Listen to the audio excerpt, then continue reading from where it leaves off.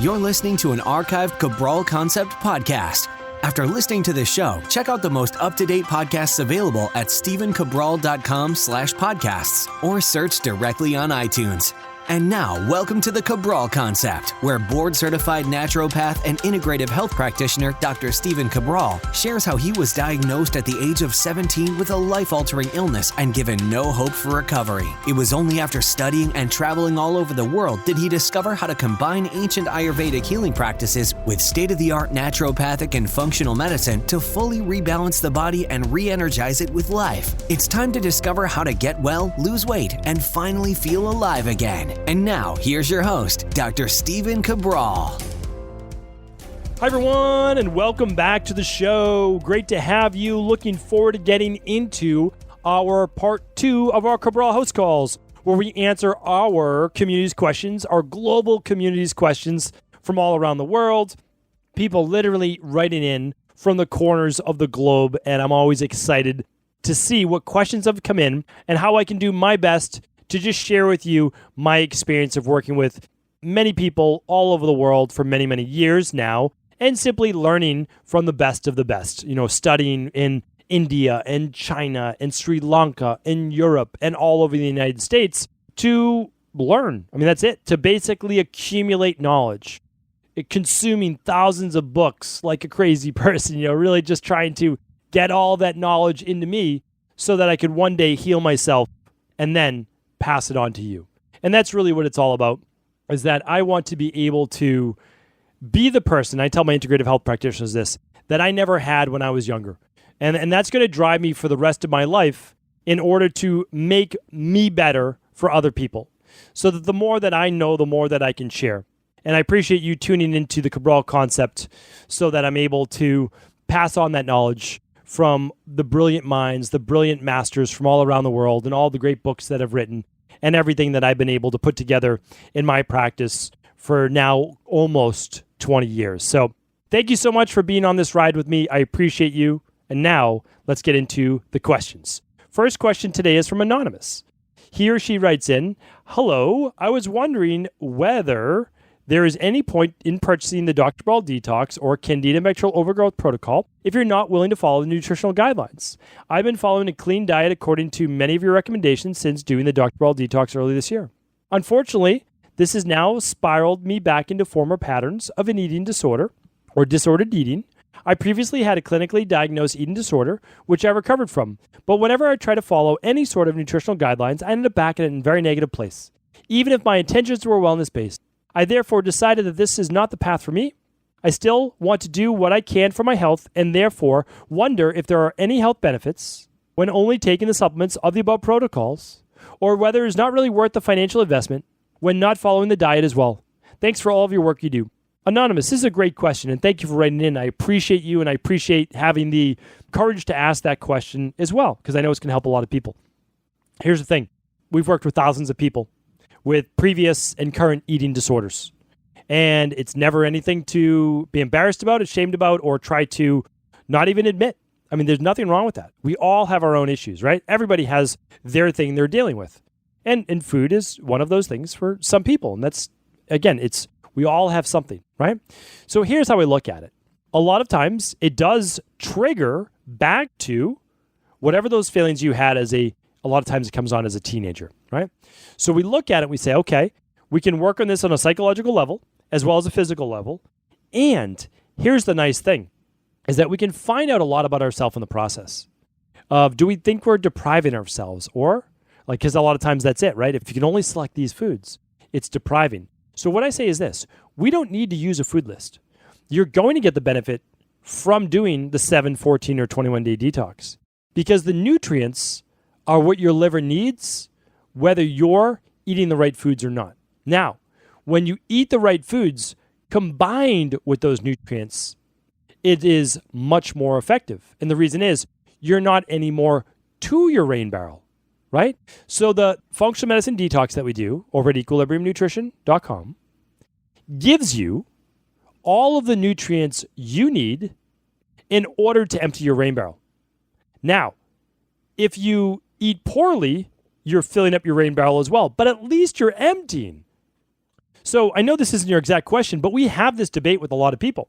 And they actually eat, I'm not saying you're doing this, but they eat poorly for 3 weeks of the month, and then they do a 7-day detox. They eat poorly for 3 weeks and do a 7-day detox. I let them know, fine, better than not doing it at all, because you're not going to stop eating poorly. Now for you, a little bit different. It sounds to me like you're doing great overall, but you simply can't have a list to choose from because it feels like you're depriving yourself or it brings you back, which, again, I want to be sensitive to, and I appreciate that, okay? So here's what I want to say. Eat at what we would call whole foods and enjoy them. Enjoy the food that you're getting to eat. Enjoy the vegetables. Enjoy the proteins and the healthy fats. That's what I would do. And then use the nutrients along with them. So when you do our candida bacterial overgrowth protocol, still take the supplements on an empty stomach. They still work. Doesn't change your food. Still take all of the great nutrients with the clove and the oregano and the pau d'arco and all of those great things that help remove. And you're going to then begin to repopulate. So it's a great protocol, and you'll still get benefit. Thank you for writing in. That was a great question. Okay. Chris, and then again, one thing, Anonymous, is just letting you know, the healthier you make your gut and the more nutrients you give your body, the more it also helps the mind. The mind and body work together. And I should actually say talk more about the nervous system. The nervous system is less heightened, which allows for a more level, calm mindset, which we all need, myself included. Chris is up next. Hi, Dr. Cabral. Quick question for you. How much protein do you recommend preteen and teenage boys get on a daily basis? Specifically, trying to figure out for my 11 and 14-year-old boys who are on the leaner end, weighing 55 and 75 pounds respectively. Just wanted to make sure they're getting enough, but also not too much. Thanks so much for all you do. Okay, great question. For the average adult human being, we're looking at about half your body weight in protein per day, or if you want to get real scientific, about 0.8 grams per kilogram of body weight. What does that equal? A little less than half your body weight right now. So if you weigh 160 pounds, half of that is 80. So it'd be about 80 grams per day. But the real factor is more like 70 grams, right? 60 to 70 grams. Now, athletes, very active people, teenagers need a little bit more protein. Why? They are in more of an anabolic phase. Adults, the whole reason we don't want to go super high protein is because we don't want all that anabolism that can also increase IGF-1 levels, which can also increase cancer. Okay? So here's what we want to do. Now, protein is still important. Notice how I said still important, right? But not like me, where you're trying to get 300 grams of protein a day when I was trying to build up my body, right? Doing natural bodybuilding. But here's the thing. Teenage boys that are weighing 55 pounds and 75 pounds, and they're very lean, I'd be shooting more for like 2/3 their body weight in protein. And I'll tell you why. They're probably leaner than their ideal body weight right now. So we need to look at what would their ideal body weight be and then take about half that. So if your boys are lean, let's take the 75 pounder. Maybe for his frame, he should be 100 pounds and he's very active. Okay. That means that in order to build up that muscle, they need more amino acids. That's how it works. Amino acids predominantly found in proteins. Now, it could be plant-based, it could be fish, it could be eggs, or it could be meat, whatever you decide is best for them. So how do we do this? Well, I mean, you can run a food sensitivity test for your kids as well.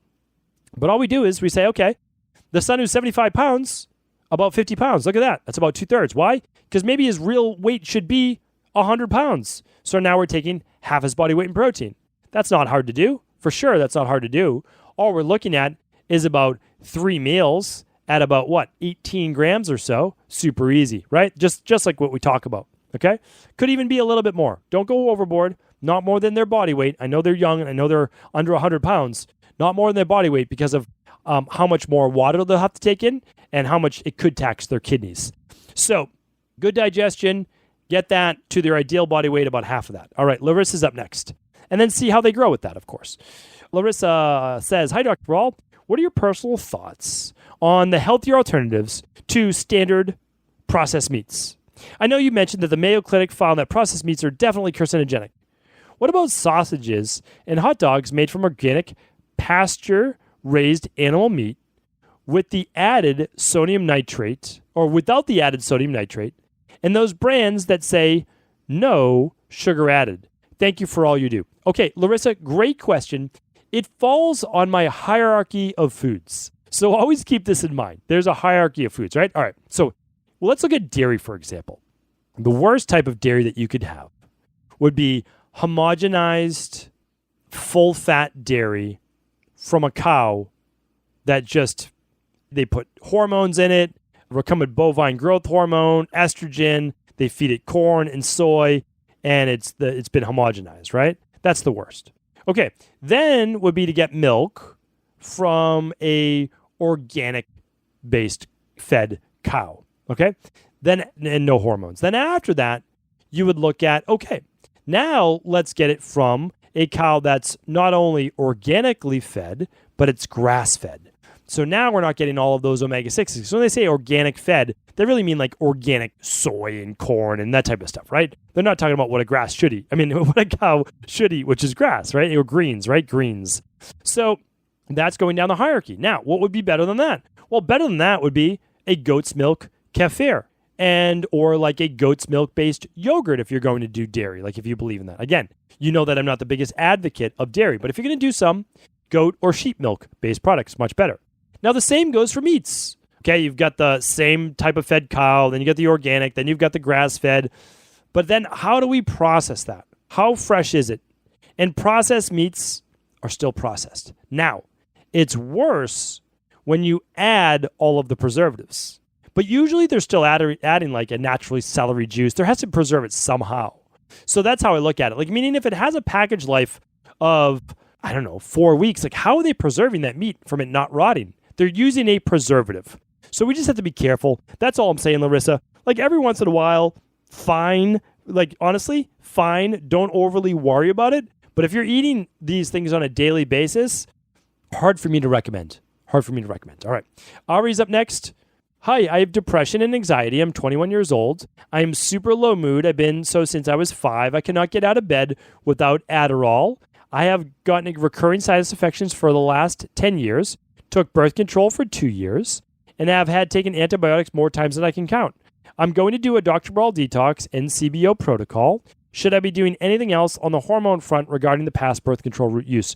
Ari, really great. 21 years old, and you obviously have listened to the podcast. You've read up on what you should do. So I'm proud of you for sure. That's exactly what you should do. If you're not going to run the labs for the organic acids test to look what's going on in your gut, for sure, there could be something that's thrown off your serotonin levels, your cortisol levels, your dopamine levels for sure with having to use Adderall.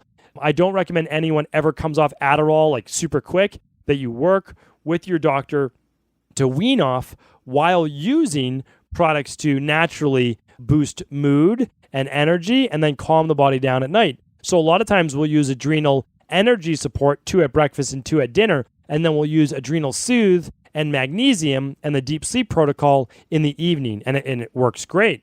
So, but again, I can't give you that. That's not medical advice. I'm not trying to treat, cure, diagnose anything over a podcast. So what I can say is you're on the right track. The detox, the CBO protocol, and then, of course, I would love you to really get into the daily foundational protocol, at least level 2. And that will give you all the nutrients you need as you're going through this. You won't use the probiotic during the CBO protocol because that's a standard process that you want to go through. The last thing I'll recommend is using our sinus protocol. So it's a nasal spray, nutribiotic nasal spray. There are other good ones as well. And then it is using a neti pot with a drop or 2 of the grapefruit seed extract, the citrus drops in there. And that's about it for 3 weeks. All right. Hopefully that helps. You can look those up at stephencabral.com/podcasts. Nora's up next. Nora writes in, hi, I get really bad periods and have depression and anxiety. Birth control pills are the only thing that have successfully gotten my period under control. I really want to take care of my gut as well as improve my liver function. Can I do the CBO protocol while on hormone birth control pills? If I'm taking hormone birth control, how can I seal my leaky gut? All great questions. So many educated people writing in. All right, here's what we want to look at. Okay, couple things.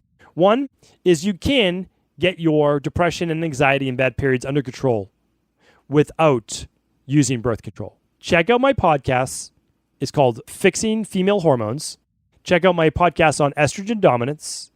And if you don't want to go through the work of learning all of that, you can also run the thyroid adrenal hormone panel and run it on, well, I don't know if you're getting your period because you're on birth control. I don't know which type of pill you're using, but it would be on day 19. But the thing is this, you're not going to get a full reading, of course. You're not going to get an accurate reading because of the fact that you're on birth control. But it will look at cortisol, it will look at thyroid, it will look at vitamin D, and it will look at blood sugar. Now, having said that, you can do the CBO protocol and you can also do the detox while on birth control. Now, again, I can't give you medical advice.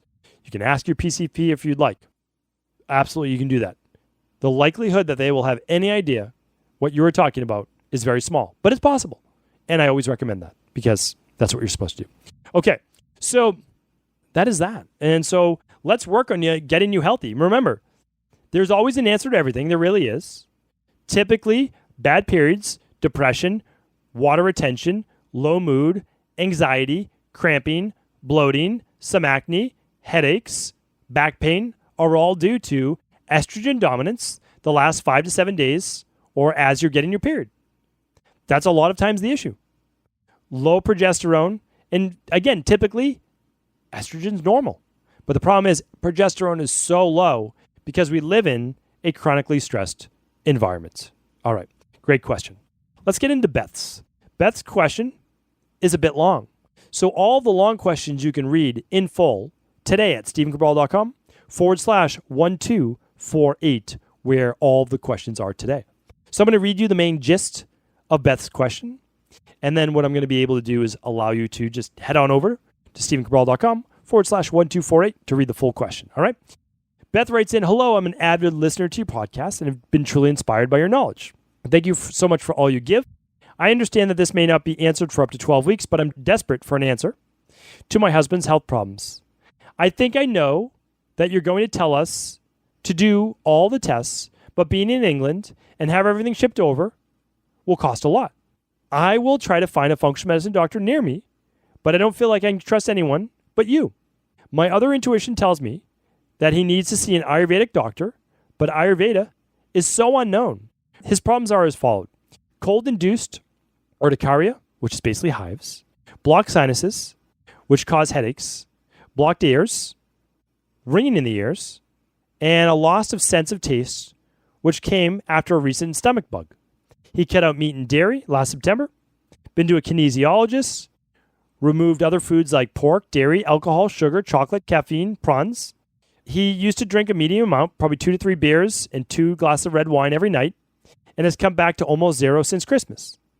It seems to have made no difference. On the odd occasion, he has a few beers. He ends up with such a bad headache the next day, across the forehead. I'm basically reading the whole question, by the way.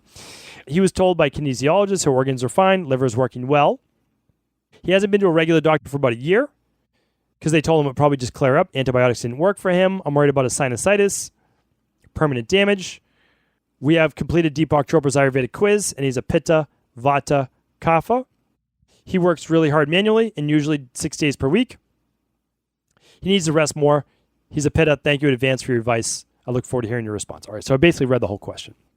And the problem is that the online quizzes just don't work. They honestly don't. I apologize. I hate saying that. It just shows your husband right now then is basically a tridosha, tridosha. It's basically like all the same. There's not a good format right now. But anyway, I want to help you with this. Because for sure, it sounds like your husband has a Th2 dominant immune system that's exacerbated by higher levels of mast cells and cytokines. It explains everything that he's going through right now. And definitely the best place to start is with gut-based testing. So I know there's an expense to all functional medicine labs. I get that. And so let's not test every single one under the sun, right? The big 5, you're right, is the best thing to do. But why don't we do this? Why don't we start with the organic acids test and food sensitivity test? And if we can add one more, we'll add the hair tissue mineral analysis to see if there's any heavy metals or anything else that could be causing these issues. We want to, if you don't run any tests, I'll tell you right now, I have mixed feelings on most kinesiologists. And I'll tell you why. It's because I went to many exercise or many, muscle testing and kinesiologists when I wasn't well. And I didn't get better. And they told me things that were proven to not be true. Now, again, does this go for every kinesiologist? Absolutely not. I'm not saying that. But what I am saying is that there is sometimes years of error, and sometimes that can lead you then to doing things that may or may not be true. Here's what I do. I use the best of everything. I believe in that. But I like functional medicine testing because it targets what the true food sensitivities are. It targets, meaning like you can see your immune reaction. It targets if there's yeast overgrowth, bacterial overgrowth.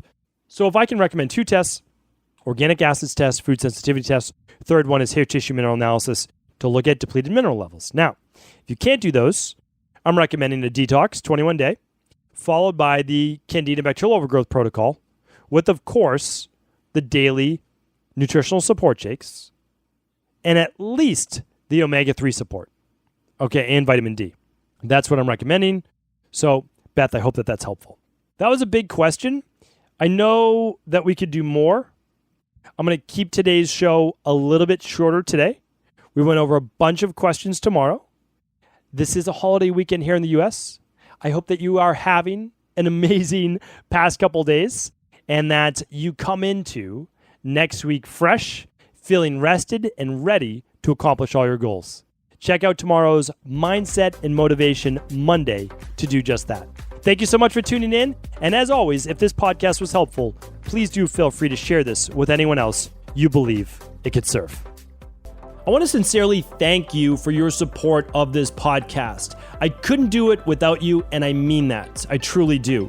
I also want to make sure you knew that we now have multiple ways for you to find your answers to the most difficult health, wellness, weight loss, and anti-aging questions. You can find podcast-specific topics like thyroid, adrenal, hormones, sleep, digestion, Ayurveda, and many more at stevencabral.com/podcasts that will then link you to your favorite Apple, Spotify, and other podcast players. Plus, all new podcasts and weekly exclusive video content is being added to our YouTube channel at youtube.com/Stephen Cabral. And that's Stephen with a PH. Head on over and subscribe so that you don't miss any of the exclusive content. Lastly, if you've ever found any of my podcasts or books to be helpful, I would really appreciate it if you could leave a review on iTunes or your favorite media player for the podcast. Rating and subscribing to the YouTube and podcast allow me to reach more and more people and help spread my mission of healing throughout the world. Thank you again for being a part of this movement.